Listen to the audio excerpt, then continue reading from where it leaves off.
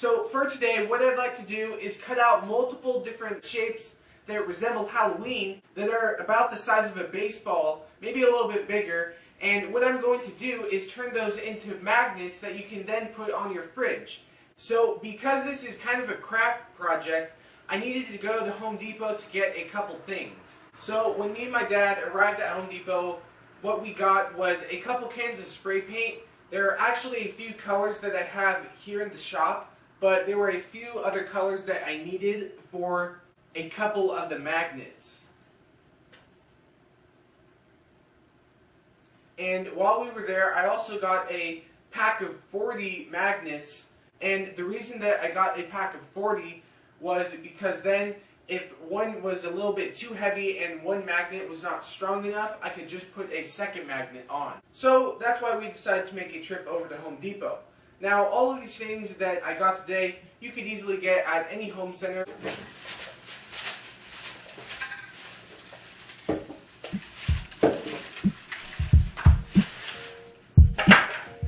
So I actually have a bunch of different sizes of scrap plywood that I'm going to be using for this, but if you don't have any scraps, you could easily go to Home Depot or Lowe's or whatever and pick up a nice big sheet of plywood so that you can cut out all of the different shapes. I have a bunch of scraps, so this is what I'm going to be using instead of spending more money on a piece of plywood. And I also printed out a page with all of the different pictures that I wanted to cut out the shapes.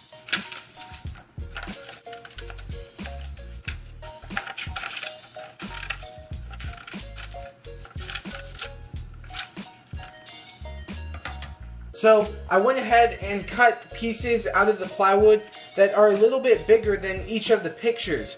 And what I'll do now is put a piece of tape on these so that then when I cut them out on the bandsaw they don't move.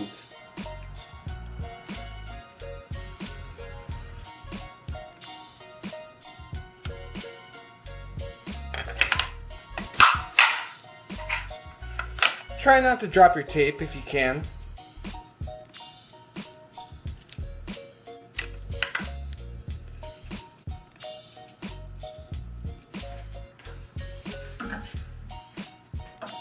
So because some of these turns on a couple of the shapes are pretty sharp, I put on a smaller blade onto my bandsaw. Let me actually show you really quick the easiest way to fold a bandsaw blade. So you got your bandsaw blade, right?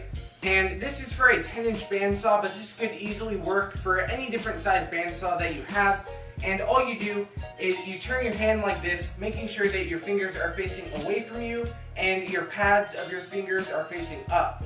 And all you do is you grab the blade like this, you step on it with your foot gently, making sure you're not going to mar any of the teeth by stepping too hard.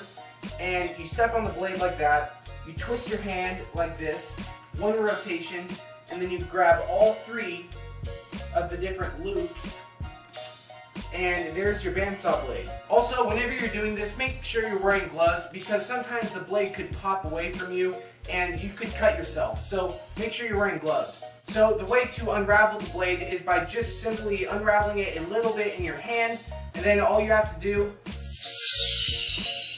toss it on the ground, and that's the safest way to do it instead of trying to fumble with it and have it open onto you. Alright, enough of that. Now let's start cutting out these pieces.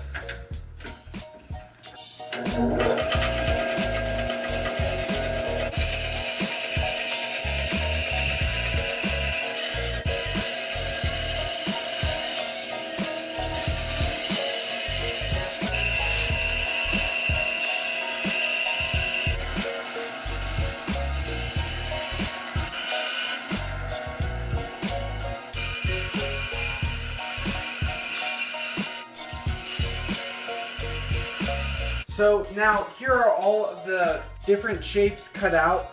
You have the pumpkin, a bat, a ghost, and also a spider web.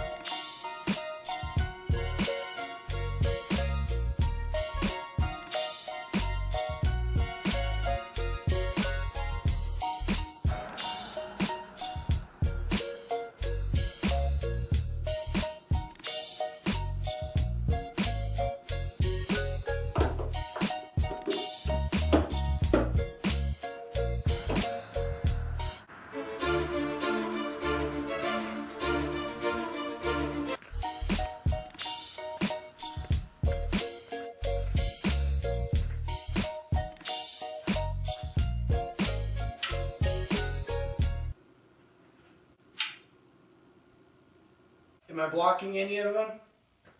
Alright, so as always, thank you for watching this video. I hope you could kind of learn something from this. Again, this is another holiday project, and I kind of like doing these because there's so many other projects specifically for Halloween, but for this one I kind of tried to throw my own twist on it, so I hope you kind of enjoyed that. So if you want to build this yourself, you can always just go to the home center and pick yourself up a couple items and be able to do this. And I think that's a really cool thing to do because there's probably some of you out there who don't have a whole shop and you still want to make some projects for the holidays. And I think this project that I did today is a really good example of that. So another thing that you could do with these is kind of batch them out and make multiples at one time, and you could give them to your friends, your family, and I think that would actually make a nice gift. Oh yeah, and the way that I attached the magnets in the back was I drilled the hole, I showed you that, but then off camera I used super glue to put those in there. I put a clamp on that for about 5 minutes, and that was good enough. So that's going to be it for this one. I hope you enjoyed it, and I will see you in the next video.